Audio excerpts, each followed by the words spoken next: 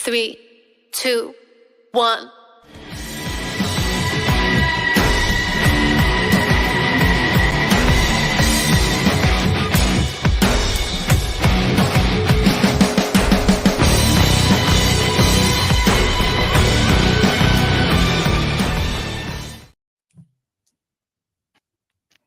Hello there, all you happy people. Welcome again to another episode of Jabronis United, your one-stop shop for all things wrestling on a Wednesday night that isn't AEW. But we talk about all brands here. We talk about one and everybody. And we will be getting to one of the newer brands out there. Well, not new, but revitalized brands in a little bit. But with me, as always, I finally got both of them back in the same space. I've got the sniper Kyle Krieger. I've got Davion Bussy. And I am your host, the real or deal, Ron O'Regan. Boys, how are you tonight? And by the way, ladies and gentlemen, it's the main attraction, Davion Bussy. Oh, you're no longer you don't miss. I'm just the main attraction. I kind of like the main attraction, especially since we still don't know how he does all those things with the balloons and the fireworks and everything. So, I mean, if you can have that sort of like magic, then by all means, go ahead with it. The main attraction, Davion Bussy. It's like WWE. He's already got like a new guy in the booth. Now that he kicked out the old one. Comment down below if you love the main attraction. The main event. Riley, how are you? So we're going to be touching on a couple of things tonight. But first and foremost, Kyle, where have you been the last couple of weeks? I was on vacation. Long needed vacation. And it just so happened that each of those Wednesdays were the days that I was flying. So yeah, I couldn't. I unfortunately was not able to be on the show. Yeah, that's fine. Because planes. Don't know what vacation is. I haven't had one. God knows whenever. And I didn't. I'm glad you enjoyed. I haven't had a vacation. Of course, thank you for commenting when you could, even though you were in transit. So we do appreciate Wi-Fi on the plane. I can utilize you to your fullest. Okay. And just to let everybody know, I haven't been on a vacation either, just like Ryan haven't. But Jeff, Happy New Year's. Thank you for coming back. Keep doing what you're doing, my brother. Because the main attraction is here. Wow, he's really buying into the new name already. He's like said it like 4 times. It just started. I just told you. But speaking of new names, that actually makes a great segue. So thank you for that, Davion. No problem. Because we are talking about TNA coming back to the fold, ladies and gentlemen. Let me go ahead and put that up there for you. Bam! It is a big deal this weekend as Impact Wrestling, after the last 6 to 8 years, I think it was, of being just Impact after being bought by Anthem, is now returning back to its mainstay. The 3 letters that every fan has been chanting ever since they decided to change their branding in order to like clean up their act. Now they're ready to get back down and dirty with some. Well, I mean, you all know what TNA stands for. WWE had a tag team about it. But, guys, I know you two probably talked about the rebirth of TNA. I wasn't on that episode. Just to remind me, how do you guys feel about TNA coming back into the fold, especially now that we have the landscape of wrestling that we do now with WWE and AEW and Ring of Honor being owned by AEW and even New Japan Pro Wrestling becoming more prominent? If it wasn't broken, don't fix it. I mean, they got nothing to lose. Yeah. Why not? Well, go ahead, Kyle. I'm basically just saying, why not? Go for it. And TNA should have stayed TNA, but I understand due to issues they had to change, but now they're free to use the name. Well, I think it's fair to say, given the way TNA was kind of going with some of their stuff, especially as far as management was going, there was a little bit of a stink on the name. Mm-hmm. But I mean, if the fans are rooting for it and they're like constantly going off about like TNA, TNA, in the same way that we used to have people go ECW, ECW before it happened, why not? I'm all for this. And that's why I say if it wasn't broken, don't fix it. But it was broken. That's the problem. It was heavily broken. But the minute Bischoff and Hogan got into the mix, ooh-wee. But my thing was, okay, the name didn't hurt it. It was the people they brought in that hurt it. True. Kyle, any thoughts? As I said before, they really didn't have anything to lose, and they're pretty much being in third place at the moment. They needed to make some sort of move, some sort of splash, just to at least get people talking about it. And honestly, switching the name back to TNA definitely hits a level of nostalgia, I guess. And so, yeah, give it a shot. Mm-hmm. No, I understand Why that. not? I understand that. I do like what they've been doing, at least burning up to this weekend. They do have the very first pay-per-view of 2024 across all brands of wrestling really out there, with Hard to Kill this Saturday. And they're actually following it up with a television episode via their normal, I guess. Do they normally do it on Sundays? I don't know when they usually broadcast, but they do have a television broadcast following up on AXS TV called Snake Eyes, which is going to be not so much necessarily a follow up to the pay per view, but more of a companion piece. So they're owning this weekend, which I really like. If you're gonna pick a date for the show, and you know that it's gonna be tough to compete, pick a weekend that the other groups aren't doing anything. That's basic. That's like basic marketing 101. If you don't have to compete, don't.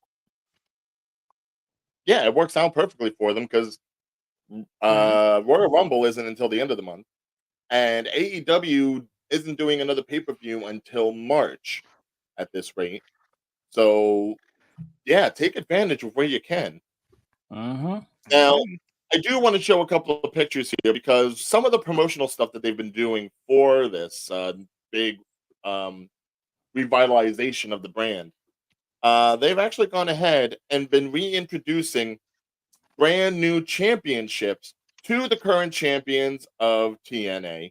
So this way we just get the impact off the thing and we get the TNA logo right there. You see the current TNA champion, Alex Shelley, getting his new belt. Chris Sabin with the new X Division Championship. ABC with the new tag belts, which of course they went red strap.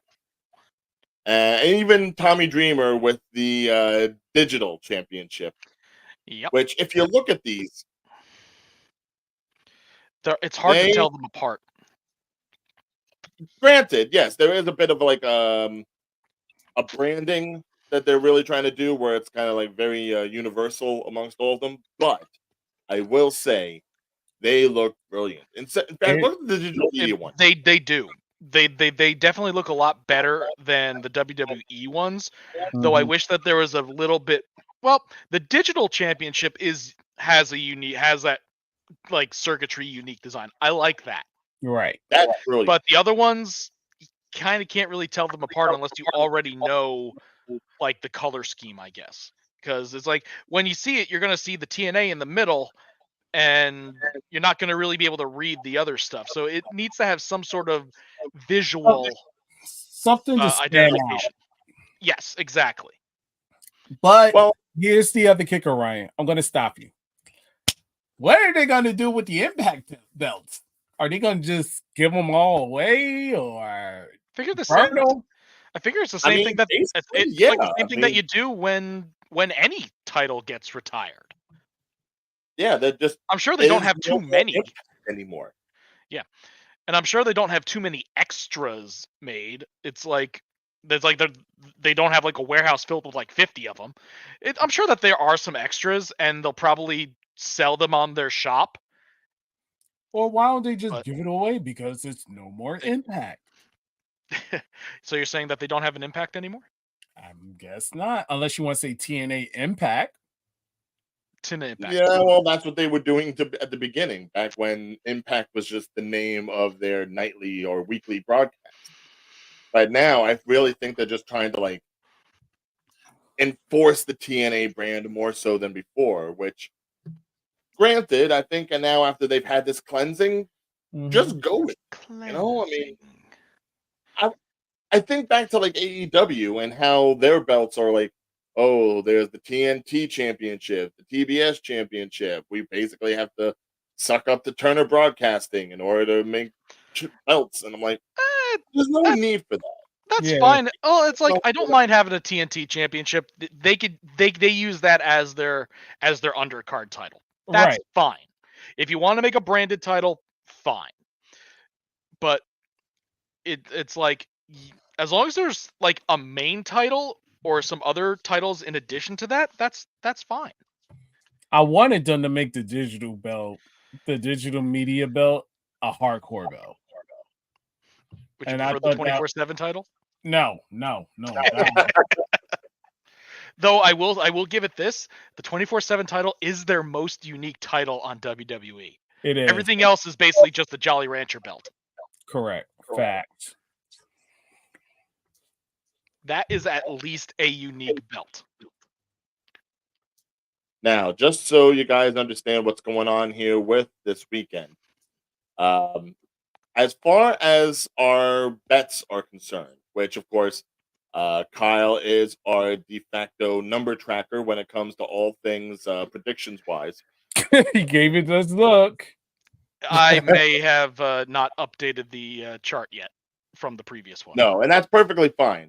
I want to ask you guys right now, do we want to do 2024 all on its own, or do we want to continue any and all streaks from previous? Well, I will mark. Oh, I could always make another category because I do have an all-time one. I can make a 2023 one, and I can make and then I could also split it up to 2023 and 2024. It's a spreadsheet. It's not hard to update. Okay, fair enough. Okay. So let's stick with this, starting off the 2024 spreadsheet. So 2024 is a clean slate. 2023, 2023, I believe I am in the lead. But we haven't found out who won that previous. I had enough of a lead. We'll get you guys a crown and an ice cream cone when necessary. Ooh, right, I promise. I'll take an ice cream cone. I'll take a Cold Stones. Ooh. Now, Kyle, I don't know if you heard me from last week, but I did say, as far as predictions go, we're not necessarily going to go ahead and tie up the broadcast on Wednesday nights with going through the predictions of every single match, especially this time, because we are so out of the loop in many cases as for TNA. For certain shows, we're going to do our due diligence and actually follow up on some of the wrestlers that are involved in these matches, just so we know what we're talking about. That is on us because Impact has just been but now the TNA, it's like, okay, it's a clean slate. Clean slate. Exactly. So what we're going to do, and of course, if anybody wants to go ahead and throw in their predictions, we will be doing some individual predictions videos, basically just like maybe a couple of minutes, each of us, on Friday at the latest possible way that we can have all the matches properly updated, because Davion and I remember from World's End, there was a problem.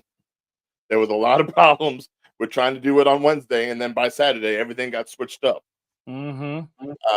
So by Friday, each one of us will put up a video. We'll give our predictions per match. That will be the slate going into the pay-per-view on Saturday.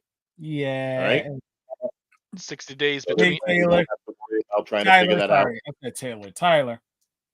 Tyler, do you mean that are they going to be doing like shows every other month? Is that what you mean by the 60 days? I mean, it's possible. I know TNA or don't have as many pay-per-views as WWE for sure. are you referring to the show being on the TNA Plus app before it's released on other platforms? Like, what do you mean by that question? Yeah. I thought he meant 60 days between pay-per-views, but Tyler, if That's you what I can go think, ahead but I want to make sure. and clarify that. All right. Yeah. But so while waiting for the on response. now, as for the matches, I will note what the matches are. According to this, which I didn't even know there was a TNA app. Apparently there is. It's like As far I'm as not sure their why they have countdown one. or their pre-show, Oh. they do have a couple of matches. They have Rich Swann versus Steve Macklin. Mm-hmm.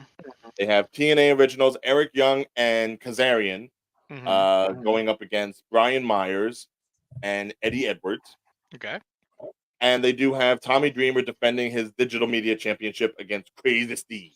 Crazy Steve. Crazy Steve. Steve with the eyes that don't look in the same direction. Now, as far as the card goes, we do have Alex Shelley defending his championship against Moose. We have Trinity defending the Knockouts championship against Jordynne Grace, which, listen to the rumors as you might want to. I don't know whether or not this means Trinity will be making her way back to WWE or not. We will have to wait and see. We do have a TNA Tag Team Championship match, pretty much a fatal four-way. The current champions, ABC, that's Austin Ace and Chris Bay, versus the Rascals, versus the Grizzled Young Veterans, who I am really glad to see that they're coming back in, and versus Mike Bailey and Trent Seven. But I have to say, I'm a little upset that they have Trent Seven because I still would have liked to see Trent Seven and Mustache Mountain over in WWE, but it is what it is. We also have Josh Alexander versus Alex Hammerstone, X Division Championship three-way. Chris Sabin versus Bakingo versus Kushida, who is particularly signed to TNA now, whereas Bakingo is pretty much on loan from AEW. We have PCO versus Dirty Dango, or Fandango, as people remember him from WWE. And we have a Knockouts Ultimate X match, which I can't remember the last time I've seen that. Danny Luna versus Zaya Brookside versus Tasha Steeles versus Alicia Edwards versus Giselle Shaw versus Jody Threat. That should be insanity. Yes. So while we're not necessarily making our predictions, guys, do any of these matches stand out to you? Knockouts Ultimate X.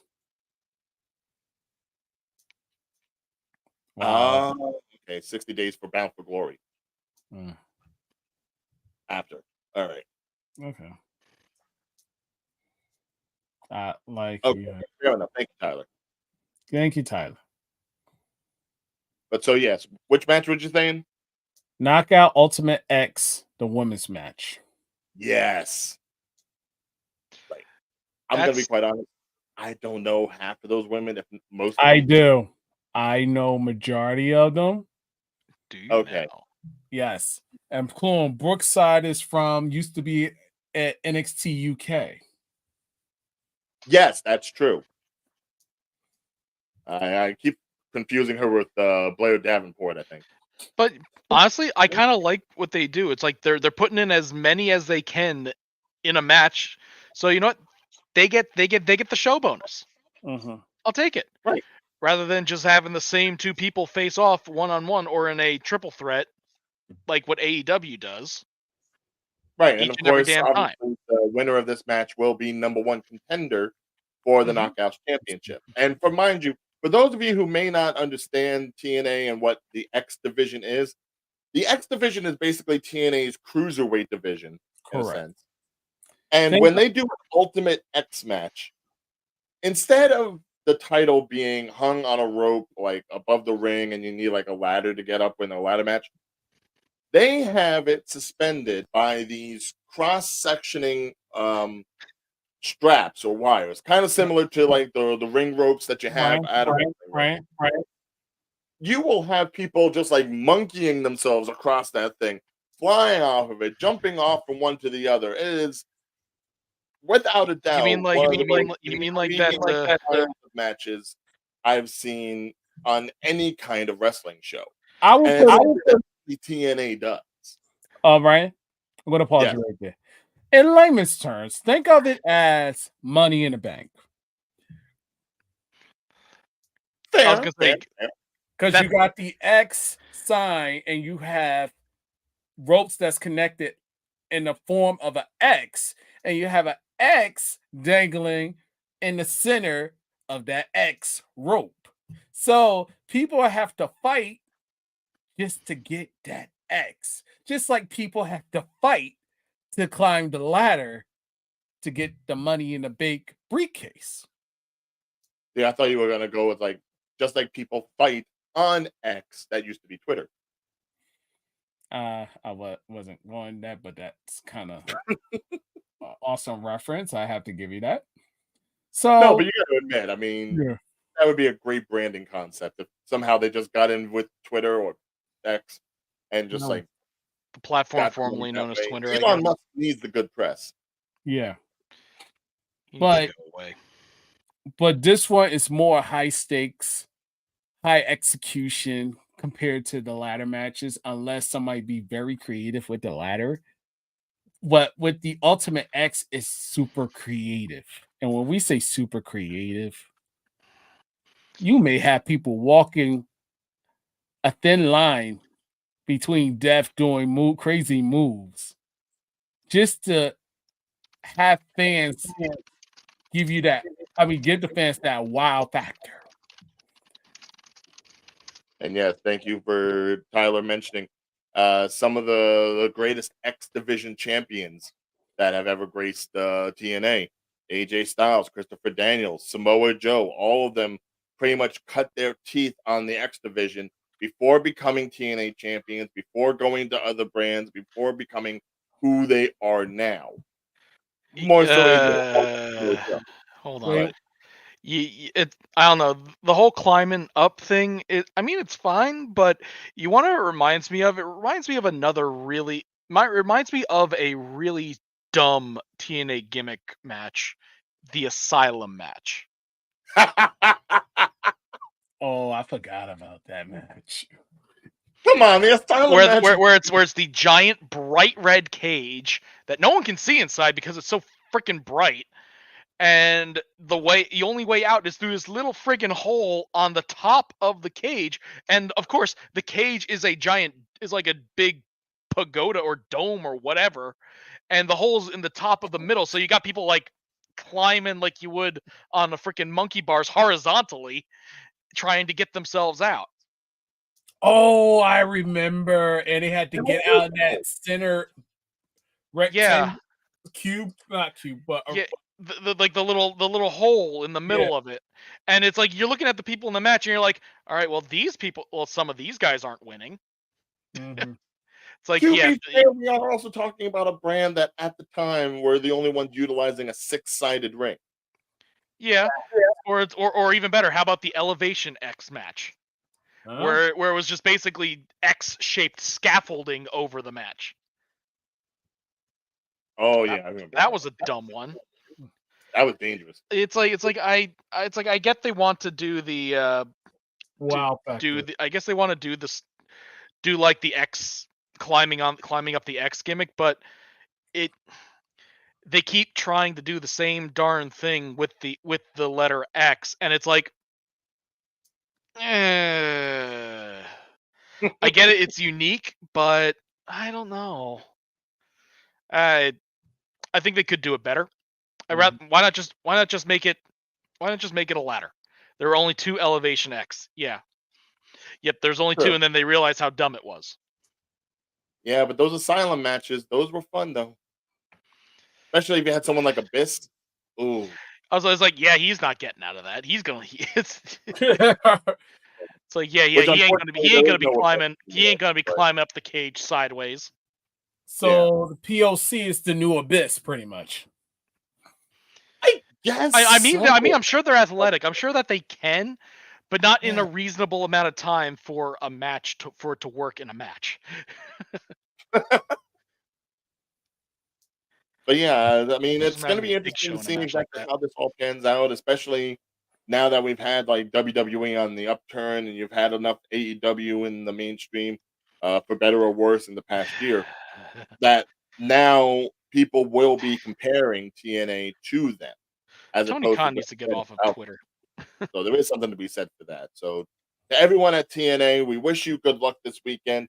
May everything go out with a blaze of glory. Please, nobody die.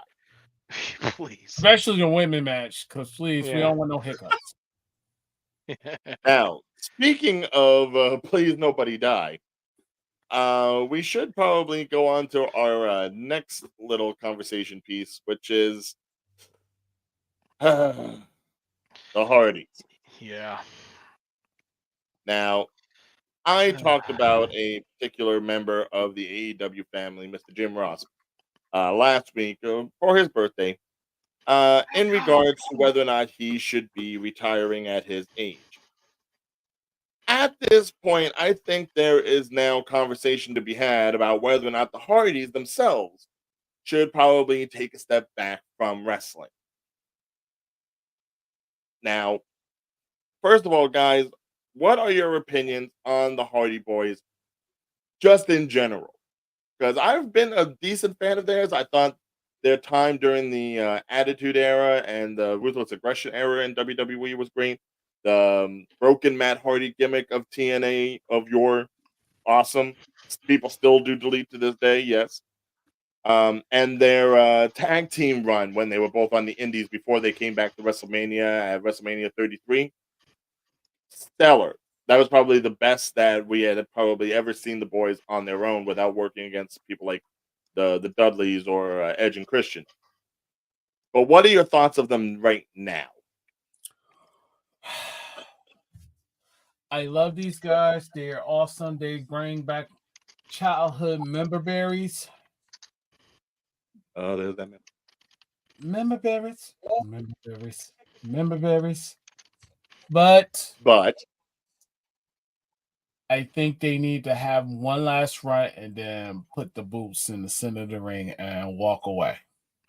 What should be their final match, though?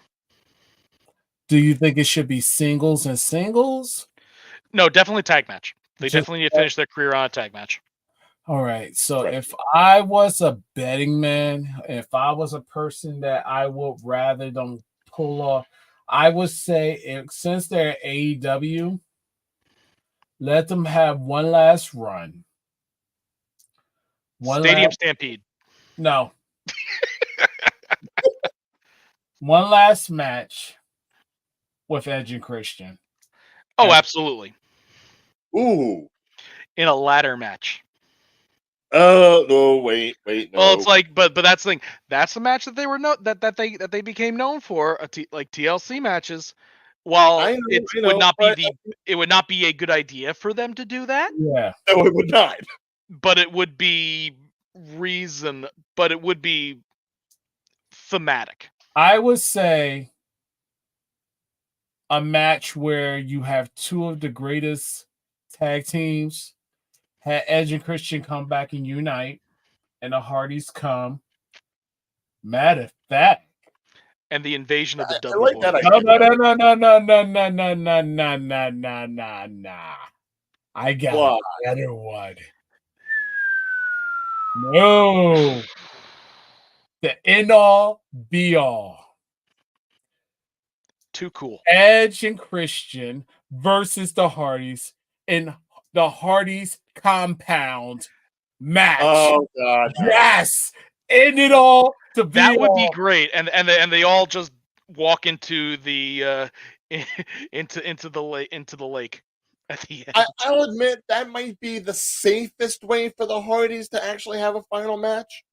The other question is, ring, at least if it's something like at the Hardy compound where it can be pre-filmed and it can be scripted and organized and maybe not too chaotic. Yes. Oh, yeah. A scripted match would be fine, but the other question is, which kind of goes into probably the next part of the topic, Right. who gets custody of the Hardy compound? Oh wow! Well, I mean, that becomes part of the problem. I mean, well, we'll get into that in a sec. But the reason I'm bringing this up, anybody that watched AEW last week would have seen the Hardys going up against what was it? It was the Kingdom for the Ring of Honor belts, I think it was. Yeah. Yeah. Or at least for a contendership. Hmm. And I don't want to say they botched a lot, but aside from the one Will o' the Wisp that Jeff tried to do and just flopped on them, you Yeah. could see that they were gassed. Yeah. It's like age caught up to him. Unfortunately, Very much so. age and injuries caught up to him. Well, age, injuries. Certainly, there has been conversation about whether or not Matt Hardy has a CTE. Yeah. Which, if you've seen some of the matches that Matt has been involved in the past couple of years, especially during the Daily's Place years of AEW, he has had some hard falls. And then the botch that dropped him on his head certainly didn't help either. Yes, some people say that that might be part of what people are referring to as far as the CTE from that exact moment. Yeah, it's And sad to see what's happening. and I hate to say it, but it's also Jeff. Oh, absolutely. Oh, yeah. Well, he's had his issues the past decade. Yes, and you kind of figured, maybe once they came over to AEW, things would be cool. You had the Hardys back together again because technically when Matt came over, Jeff was still indisposed. Mm-hmm. Yeah. But then They had- even in AEW, they had to worry about Jeff and the law and usage and rehab. And he just keeps screwing up. It's sad. It really is. it's like you can't necessarily be doing that and still be able to try to work like you did in your 20s. Absolutely. Yep. And it's unfortunate to see what's happening to Matt too. It's like he was able to come back so strong, and it's tough to see. Like I'm a huge Hardy Boys fan, Same here. and it's hard to watch. Age and injuries have definitely caught up to them, and they need to have a nice off into the sunset. But with all the stuff that's going on with them outside the ring, it kind of explains why they've been missing from like the main matches for so long. Like there's a lot going on with them right now. Or why they have to go ahead and play up against like a younger party, like Private Party. Yeah. How they have that being set up, which I think is very smart to do because at least Private Party, for the majority of their time in AEW, are probably most familiar with Matt and how he Absolutely. And like and then say any other tag teams out there. So but here's the other kicker with that. I really feel as though Matt should be a manager. Oh, absolutely. He can do it. Yeah. could be. Big Lord Money knows Matt. he doesn't use Twitter enough. But Big Money, just have Big Money Matt or Broken Matt. Both of them could be managers. Right. But Jeff, I think Jeff need to sit down. His body's broken. Yeah. A few appearances here and there, but that's it. Yeah, there he is going on the narrative about the botch and everything. Pretty much Matt saying that he's in the best condition that he could be, given his age and everything. Jeff is still doing great. The not really too fond of the fans that Jeff's not good or the fans probably make a lot of people stuff that up. are concerned are pathetic and merely haters. No. Age is definitely, like I said, age has caught up to him. he can absolutely try. It's just a lot of the things that he used to be able to do so well. It's like high flyers don't really last into their 40s and 50s for a reason. Right. It's like you might get a random exception, like Tajiri I know still does it, but if you watch his matches, he sticks to certain things. And everything else is It's pretty not even just high flyers. smooth. It's the fact that these guys Yeah. were pretty much doing a brand of hardcore that no one else really dared. I mean, them For a along with reason. tag teams, they gave us TLC. Right. Mhm. You have to Yeah. be of a certain mind and body to do that. It created a whole generation. Right. Mhm. It created the future. Right. Like then no one can take that from them. No, Like, but it needs to Attitude be said that tag when you teams create were a future, insane. you may not live long enough to see it. That's unfortunately the part. Yeah, and not only just from injuries, but the things that they do because of the injuries. Like the reason why Jeff had such a problem outside is because what he did dulled the pain that he was constantly Right. feeling. It's like I said, there is a reason that it usually that they usually don't last so long, aside from maybe the occasional return match or two, and or the or like the or the oh, what the hell's it called, the surprise spot. Like Well, that's the thing. Matt and Jeff Jeff kept is trying to do what they usually did. yeah. No, Jeff is the poster child for what happens when your body is put on the line too much and you need to recover and you never really do. You're right. Mhm. Speaking of TNA, I think many of us remember that TNA Championship match between Jeff Hardy and Sting. That Sting. did not happen, really. Right. Yeah, that's one where Sting called an absolute audible and because he realized that Yeah, there was no way that anything would happen that would be good if it lasted more than say 30 seconds. Right. right.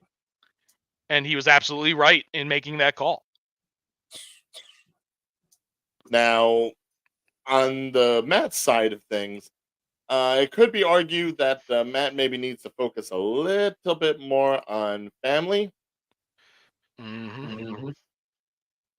Just saying, the way Rebby has been going off on TikTok, it's not good. I know she's always done her. Whoa, getting major echo. Yeah, she's always had a divisive social media presence, but yeah, this is kind of crazy. Yeah, you can't say that they don't necessarily like love each other. I'm sure they do, but I think part of the reason Rebby has been so concerned as of late is because she's the one saying that maybe AEW is covering up some things about Matt's health in order to keep things going. Not saying NDAs, but certainly there is a certain amount of concern from Yeah, her as a mother. yeah. It's messy. Yeah. It is. It really is, And Matt does no it's favors tough to see. going on X. Mm-hmm. But I don't know.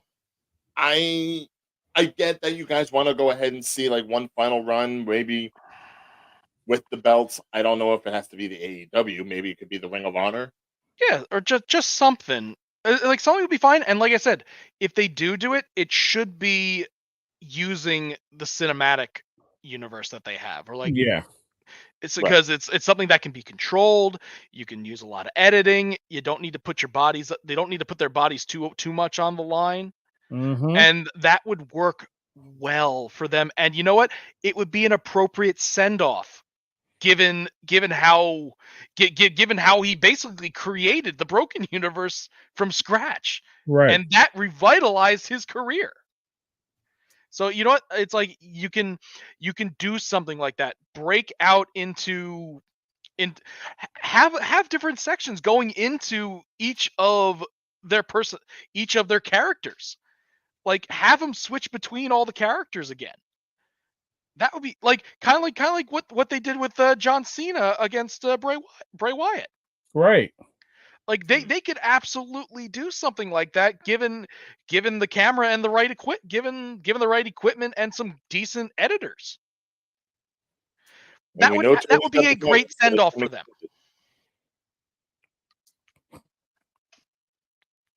And they could get that Hall of Fame contract with WWE. Exactly. Get the Hall of Fame contract. If they want to do a final go home match, fine, whatever. That would be fine. Whether it's with AEW or with WWE. Mm-hmm. But it has to be on the compounds. I'm sorry. It cannot. I do agree, yes. If they want to have a good one, it needs to be on the compound. If they want to do one in front of a live crowd in the ring, that's fine. But expectations should not be high. Correct. In terms of quality. If they want higher quality, stick to one of the cinematic matches. Correct. Like I said, with Edge and Christian, you could go either way because they know each other. Absolutely. Oh, a compound match with Hardy Boys versus Edge and Christian would be phenomenal, and you can bring in random people from their past too. Mm-hmm. Like, have an appearance by the Dudley Boys. Have an appearance by freaking what's it called? Oh, why am I blanking on APA? Have an appearance by like all the Attitude Era tag teams that aren't under contract right now. Go for it. They could do so much. Yeah. You break out Gangrel. Yes. He would love to be in it. That would absolutely. No. That would be smart. The Hardys and then Adam Copeland and Christian. That would bring them all in. Bring them all in one massive compound match. Just bring Lita. I'm glad that you're bringing in Gangrel. My God. For both of his broods. Well, if you're going to bring in Lita, you got to bring in S.A. Rios too. But yeah, no. If you're bringing in Gangrel, he has to be the ref. Yeah, Ref Grell. Spike. Yeah, well, yeah, you would have Spike Dudley coming in with the Dudley Boys. Absolutely. I'll bring in Stacy Keibler too. Who cares? Oh yeah, bring in Rhino. Oh yeah, Stacy Keibler, Rhino. You could get so like Hardys have been around so long that they could bring in they could bring in a company's worth of people for a one-off cameo appearance in a compound send-off match. Mm-hmm. It would be glorious. The thing is, if this is done, if they do decide it, we're not going to see anything about it anytime soon. I think AEW, the way they are right now, they have to focus a little bit more on Sting and his retirement. So I don't know if they necessarily want to muddy the waters with another retirement happening anytime at the same time.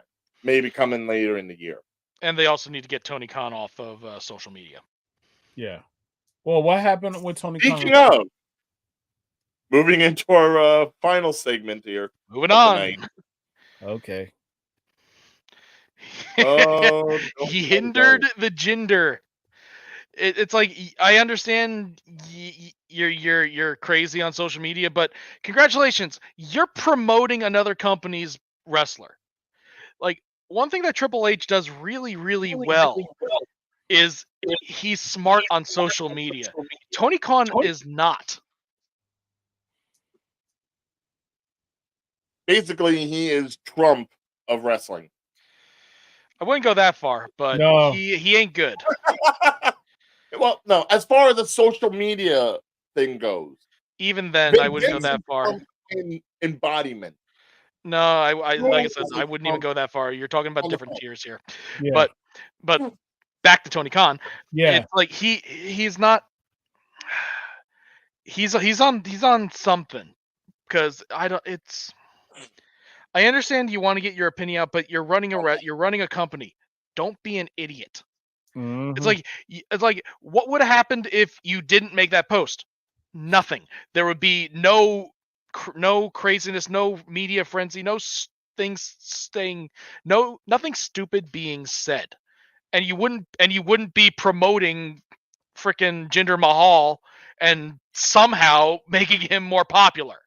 It just stop being dumb. Well, first of all, let's just break down what the argument was here and everything. Now, even if you're right or wrong, even if you're correct, don't. all right, Kyle. All right. I agree with Kyle. It's like, should I make this post? Yes, no. If you have to think about it, no. If you don't have to think about it, no. Okay, because guys. No. If I may play gender advocate here, or Tony's advocate, both of them, I'll advocate for both of them, to be honest. On the one hand, Tony Khan going ahead and blasting a WWE tweet or anything that WWE does on Twitter or X, whatever you want to call it, that's kind of par for the course. I do not believe he should be doing that sort of stuff. Kyle, how many things do you have? Kyle's attacking me from all angles. It's like, what? Because Kyle is everywhere. He's like Lucy, bro. I am everywhere. You're worse than... I am the watcher. You're like the ghost or a shadow or something. No, he's like Lucy. The movie Lucy. Right. I'm always watching. Here's the thing. I am not necessarily mad at Tony for making the comparison because I do think there is a nugget of truth in the fact that there isn't an outrage from anybody in regards to Jinder just showing up and getting a number one contendership or a match, a title match, just because he is. Whereas someone like Hook, who definitely has the record, definitely has proven his worth, and he's calling his shout out to the champion. Now, maybe if you wanted Hook to be a little bit more respected in his accomplishments, you wouldn't put him on the pre-match or the pre-show of every pay-per-view that you have, Mr. Tony Khan. Correct. All right, maybe make a bigger deal of his his winning streak or the fact that he pretty much has been holding on to the FTW championship like it's his little brother. But I will say the fact that WWE just went ahead and just throws people to Seth Rollins for the sake of it. No, exactly the best book. They feed people to Roman Reigns. Seth Rollins is not nearly as fed. Correct. Exactly, Tyler. I mean, you had Hook doing the pre-show at World's End just this past month. And now all of a sudden people are in an outrage that he's going ahead and going up against Samoa Joe. There's no need for that. I think there should be a little bit more outrage about Jinder getting a shot when there are, we discussed it last week, Davion, there is a bumper crop of people in WWE that could be sent up for either Seth's championship or Roman's championship, so much so that it muddies the waters as to what's going to be done on the road to WrestleMania. Yeah. Yes. It's like, they're definitely using Jinder as just fodder. But the thing is, it's like they wasted a week that they could have been using to build somebody up and get their story going for WrestleMania. Because I don't know if Jinder's necessarily going to be in any part of that. But then again, with Jinder Mahal, he's just going to be fed to somebody. But the thing is, it's like, okay, you could bring in someone new into it who would only get fed and buried. It's like, do you burn a newer talent, a talent that people would want to see, or do you just burn Jinder Mahal as the usual job? It's like, if you know it's just going to be a feed going into WrestleMania, might as well be him. Yeah, they could start building another storyline with that. And as much as I would love to see a new storyline being built just so that they get fed to Reigns or Rollins. But here's the other side of it. This is possibly the best thing that could have happened for Jinder Mahal. Oh, absolutely. Like it wouldn't get nearly as much hype if Tony Khan just shut his mouth. And I also must reiterate, no. But that's beside the point. Another no from the sniper. He's just shooting them. But here's the thing: if you're gonna feed someone to Rollins or Reigns, it might as well be someone who no one really cares about. No. I don't necessarily feel like Jinder needs to be someone who gets just swallowed up by the champion. But When you know that's what's going to happen. Where they are now, the majority of the championships in WWE are, for insider terms, are held by heels. Yeah. Right? You've got Roman with the Universal Undisputed Yada Yada Championship. You've got the Judgment Day with the tag belts. You've got Logan Paul with the United States. You've got Gunther with the Intercontinental. The thing is, it's that I think is an issue in regards to how much time is between something like Royal Rumble, like the road to WrestleMania, and WrestleMania itself. Like it used to be only one show in between those. Now it's like 2 or 3. And that I think definitely hurts. Elimination Chamber is a necessary evil in order to help. Yeah, or it's like you got that, you got Fastlane, you got whatever. It's like there's too many like it. I understand like having a show in between, but you know that it's not gonna not much is going to happen at those shows, because if you see someone with a title for a while, you're not gonna have them lose it at Fastlane. Right. You gotta pretty much have them lose it at a main card. It's like if they lose it at Royal Rumble, fine. They have some time to build up a WrestleMania rematch. Fine. Right. But you're not gonna lose it. Like say like if it's like a off title, like maybe like a lower title like Intercontinental that someone might have only been holding for like a month or so, fine, whatever. But for like something Roman Reigns, Roman's not gonna lose it. Somebody else. Well, Reigns ain't gonna lose it at Royal Rumble or anything like that. Titles, you can bring Jinder into the fold as the heel in a feud that doesn't need a belt and can actually be just built on storyline. Yes. Oh, they absolutely could. But they're not going to, because they're using him as fodder, because who are they going to build up for? It's like, oh, I got a title match at Fastlane against Roman Reigns. What's going to happen? Granted, he hasn't had the best winning streak or anything, but if you just look at what's happened to him in like the past week or two, the minute he comes back out, he has a nice little moment with The Rock.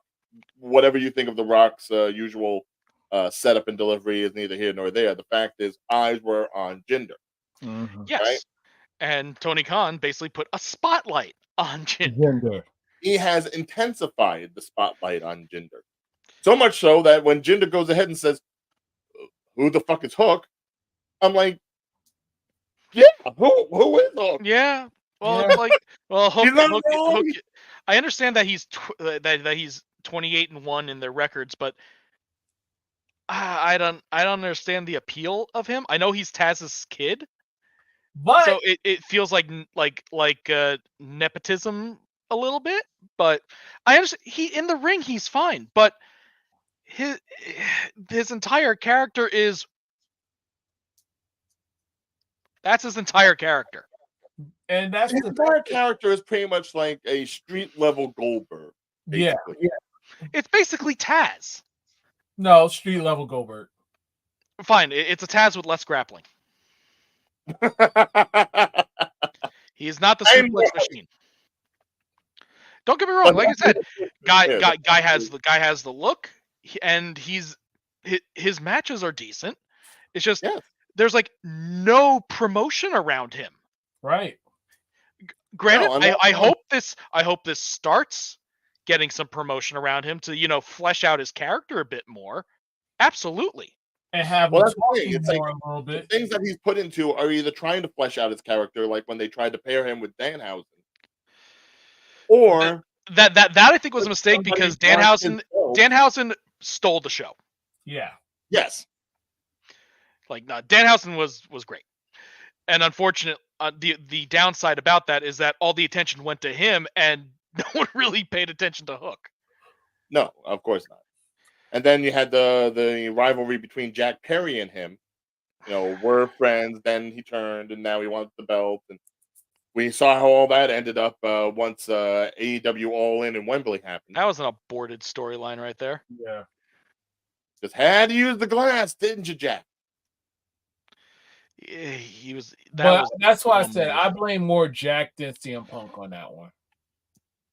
Yes. Right, but because of that, a lot more of attention was put onto Jack Perry. Wait. Needlessly. Davian, Yeah. you said the magic word. I'm waiting for Jeff to respond. Let's see. Let's see if Jeff responds to the magic word. You said it. You said the name. You said the name that must not be said. I Please, said it, Jeff, and I'm not taking it back. Don't we bother him enough? I will not take it back. Don't we bother the man enough with the Oh God! Now he brought that out. The best in the world. No. But he has a here's the thing. As much as people hate CM Punk, there's certain things. He said it again. I don't care. I like CM Punk. We need an alarm every time that his name is said. But kind of like Pee Wee Herman. I have the soundboard here. I don't think I have anything that works right. Like go ahead, say the name and I'll press something. Okay. It's gonna be a like fart. I said, when it comes to CM Punk, there's I don't think that worked. Yeah, it doesn't Yes, work. it doesn't work. But when it comes Anyway, let's get back to it. Okay, say the name again. Let me try. Jim. God, Jesus Christ. When it comes to Jesus Christ, he said the second word. Okay. Okay. Nah. I know. I need to update the soundboard. But let train back. Let's get this trolley back on track. Okay. But audience. Okay, I'm done. It's growing on me now. But when it comes to CM Punk, you may love him or hate him, but sometimes the stuff that comes out his mouth is facts. Sometimes. Yeah, but in this case with other times he's like Aaron Rodgers. Yeah. But in this case with Jack Perry, he was 100% right. Yes. Now Jack Perry proved to be an absolute doofus. Yeah. But that made people not even like Jack Perry for him to pull that off. And then CM Punk got frustrated, but you had to also blame Tony Khan for his stupidity. Because first and foremost, it technically wasn't CM Punk's fault. Not Perry, this time. But y'all made it a CM Punk problem by accuser, and that's why CM Punk jumped shift and went to WWE. Yep. Oh no! Tony Khan definitely shares some blame on this one. Mm-hmm. But yep. And I can say, it's like at least Samoa Joe stepped up. Yeah. Oh, absolutely. I am glad because Samoa Joe should be a main eventer for them. Right. He is just that good. Yes. He is. And he broke and he took down MJF, who I think is probably going to be taking a break for a little bit. Or maybe going to WWE. Or maybe doing that. Yes, that's certainly a possibility. And now he has his own pick of the litter between Hangman Adam Page, Swerve Strickland. I would love to see a match with him and Swerve Strickland. But then again, it's two heels going at it. Mm-hmm. So it's probably who are they going to feed to Samoa Joe for the next one? And then we'll probably get a better hopefully we'll get a better storyline after that. How about this? Let it be Adam Page and then kind of slowly introvert in Swerve Strickland and have a win. Or a triple threat with Swerve and Hook. That could be fine. Yeah. It can establish Hook's character and it gives the people probably one of the hottest people right now. Mm-hmm. Because right now Swerve is pretty red hot right now. And they need to take advantage of that. Yeah, and put a belt on him. Put the I like the suggestion Tyler made. Let me see. I was gonna say, like, if you look at the comments there, maybe he says maybe a first blood match with Samoa Joe versus Swerve Strickland. That could be good. Just don't have anyone drink the blood. Oh, Gangrel's not in the match, so no blood drink. You were talking about just getting Gangrel in for the two broods. Let them make the drink the blood. Drink the blood. I don't think there was a hepatitis scare or anything afterwards. No, because blood makes it. Yeah. Oh, see, there you go. There you go, Tyler. Yes. Yeah, absolutely. I would love to see that. Yeah. That would be great. Because you could still make Samoa Joe a face or a tweener. Or you can and he can do it. He can certainly do that. Or you can make Steven Strickland a tweener as well. You could, but right now Swerve is an established heel. So, in order for a good heel to become a tweener, like you need to do that in storyline. Like you need to use a couple, kind of like what they did with MJF. His turn wasn't instantaneous. Right. It happened over time, and that's how you do it. That's how you get character development. You do it over time. You don't take too much time, but you don't do it instantaneously. Like you basically you don't pull a Big Show. Right. And unfortunately for Joe at this level, after what he did with the Devils, with Adam Cole and the Undisputed Kingdom, in order to help him get that belt, for as many people as may have been cheering him tonight on Dynamite, there were just as many people booing him because he screwed over MJF. Well, Samoa Joe is one of those, has established himself enough just overall to basically have people cheer him no matter what. It's kind of like The Rock or Stone Cold at this point, where it's like, yeah, even if they're massive heels, they're still going to get cheers. Oh, absolutely. Yeah. Yeah, no, Joe was just that guy as far as like AEW was concerned. Yeah. He's like, whereas MJF is pretty much like the face of AEW for as long as he's been there and for all that he's done. Mm-hmm.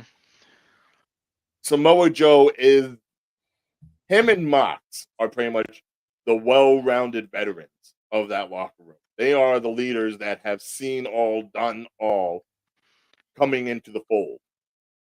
I'd say more so than even someone like Danielson. Okay. Don't give me that look, Day. Though, speaking of Danielson, I would love to see him in the main event picture again. Like I would love to see him. I would love to see Castagnoli in the title picture. He has long deserved a top title run. Deserved. Now that you have someone like Joe, who for the most part has no affiliations to anybody, you know, he is a man standing on his own. So anybody that has like a group, whether it be the Don Callis family, the Blackpool Combat Club, Undisputed Kingdom, there you go. We'll look at the Joe Don and Callis family. Okay, if we use the number game, we can do this. Right. I would love to see Don the Don Cialis family go into something. But especially considering the people that they were feuding with are kind of often either injured or taking a break or whatever. Right now, you got Don Callis intermixing with Darby and Sting, so which is fine. Okay, yeah, and then keep up with that. That's fine as well. Yep, and you still have the Edge and Christian show going on with them going at it back and forth. That's good.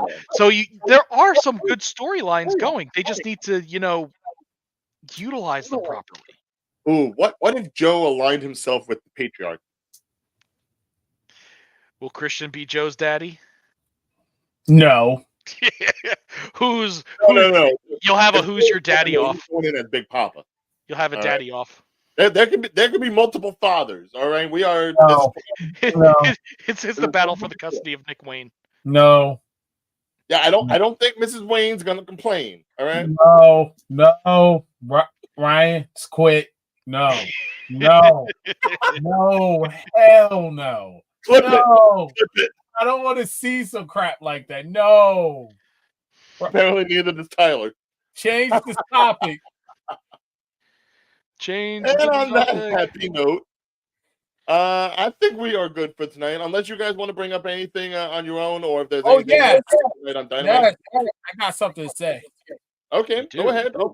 John let me give you Moxley, the proper platform. If that's I'm the case. bringing it up. John Moxley, stop stealing my gimmick.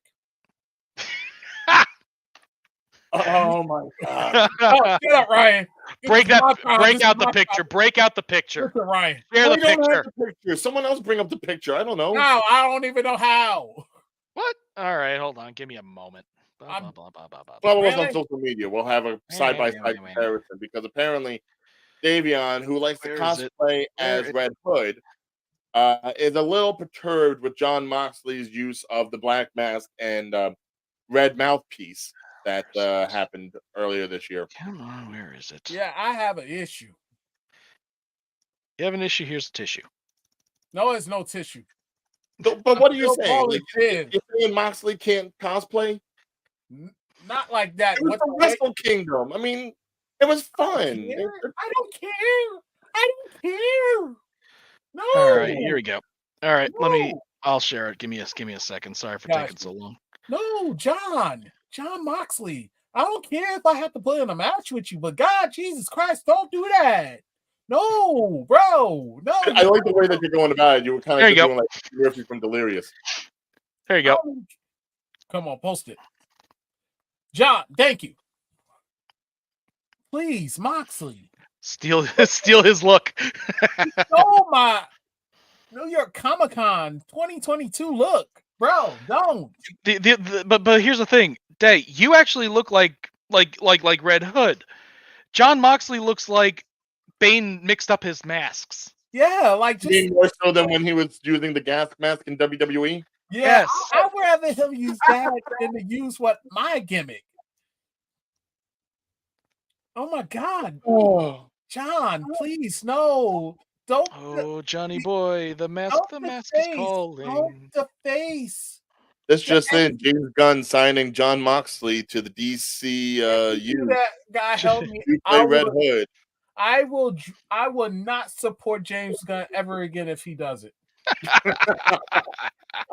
As much as I'm basically advertising my look to be Red Hood Jason Todd, you gonna let Moxley to be Jason Todd? Really? Actually, Kyle, can you go ahead and give us like a nice zoom in on that? I want to really. I'm trying to. For some reason, it's like it zooms in everything else but the image, and that's kind of it's being stupid. Yeah, okay. But audience, who would you rather have be Jason Todd, me or John Moxley? Maybe he is going to do it again. Tyler Mox isn't going to be on this pay-per-view. It would be a nice shout out, but at the same time, please, God, no. Maybe at Revolution. Maybe if it catches on in March. Oh, I will sit there and go the heck off constantly. Do the Bane outfit. Just do what you wore in WWE before you left. That'll suit you much better. But that being said, folks, let us know in the comments, who would you rather have as your Red Hood? Davion Bussy or John Moxley? You don't have to say it now. We all have our opinions. Say it now, but God, Jesus Christ. No. Not trying to rile the man up. Yes, say it now. Dare. You can say it now. No. I'm going to go loud before we start getting any more ruthless to the man. No. Who ruthless to who? Me? I'm not saying who. It's whoever they like. I'm not saying they're gonna like one person other than the other. But please. Oh, Tyler! Ouch! Really, Tyler? Really, Tyler? You just made the list. Wow. No, okay, no, hold on. The less we say about Jericho and lists, the better. Well, wow. Hey! It's still close enough to Chris. It was still close enough to Christmas. He made the naughty list. Yeah. But wow, Tyler! If I ever see you at New York Comic-Con, you made the list. He's going through a table. Actually, funny enough, shout out to Tyler who was at AMC when I went to go see World's End. Indeed. thank you for your service. I appreciate it. And also a thank you to Jeff as well for sending in the results for Wrestle Kingdom. Yeah. Yes. Definitely deserving a shout out on that. But so yes, that being said, that is going to end things for tonight. Again, look for us on Friday because each one of us will be putting up our predictions for TNA Hard to Kill. If you want to go ahead and put your predictions into the running and start off 2024 as a winner above all of us, well-cultured, well-informed wrestling pundits that we are, definitely go ahead, check us on social media, comment below, maybe post up your own video and just tag us in it, whether it be on Instagram, TikTok, wherever you may be able to have it. As you can see on the below, that is where you can find us. So let us know when you have yours ready, and we will put you on the sheet, or I will put you on the sheet. Yes, I certainly will, and I'll try to finish up the. I'll try to get the updated results soon. It's like I'm. Take your time. Tomorrow's Thursday. Nothing in wrestling happens on Thursday. Yeah, pretty much. Kyle, hold on. There's one more thing. One more thing.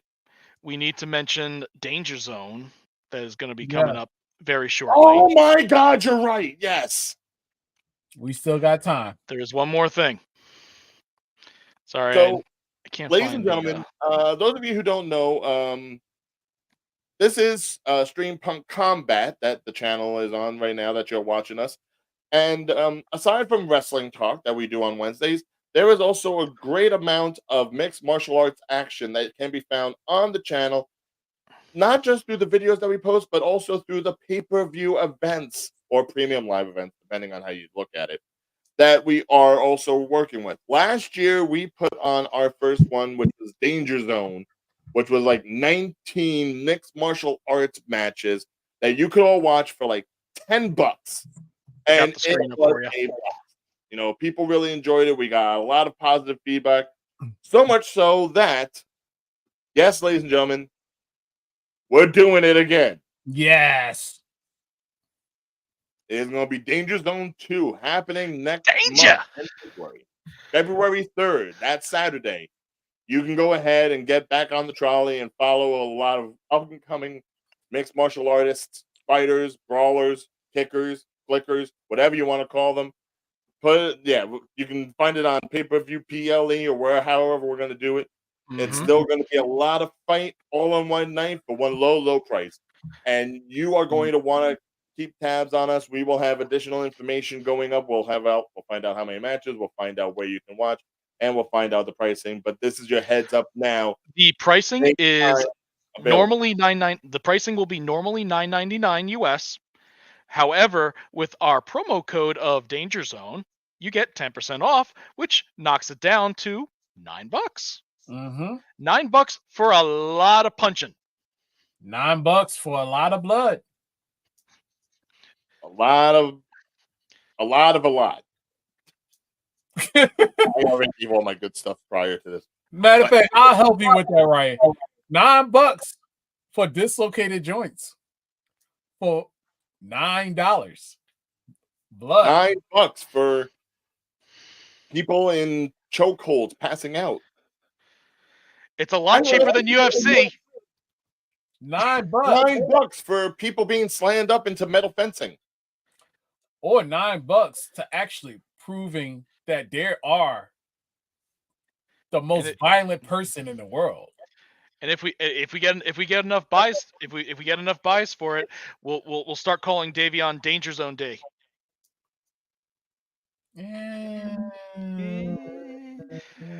Danger Zone Busey. Danger Pussy. There you go. Danger Pussy. What? You know, shut up, Ryan. Just shut up. Just shut up. Just shut up. It's like Danger Mouse, but it's more no. Danger Mouse, Danger Zone. Danger Pussy. No. We'll make up a theme song just like Danger Mouse's. No. Ryan, no, and hell no. You'll just play Hawaii 5-0 or something. No. I like Danger Pussy. Oh my God. And that note, ladies and gentlemen, that's kind. Okay. This is Ryan. I'll end it. No, I think Davion deserves to end this one with all the with all the jokes. Okay, fine. He deserves this one. Jesus Christ. Okay. With that, folks, this is Jabronis United. I'm Davion. That's Kyle. This is Ryan. And we are out of here. You didn't say the tagline. Okay, I'm giving you one more chance. Say the tagline. Okay. In honor of the great Iron Sheik, in which this podcast was named after.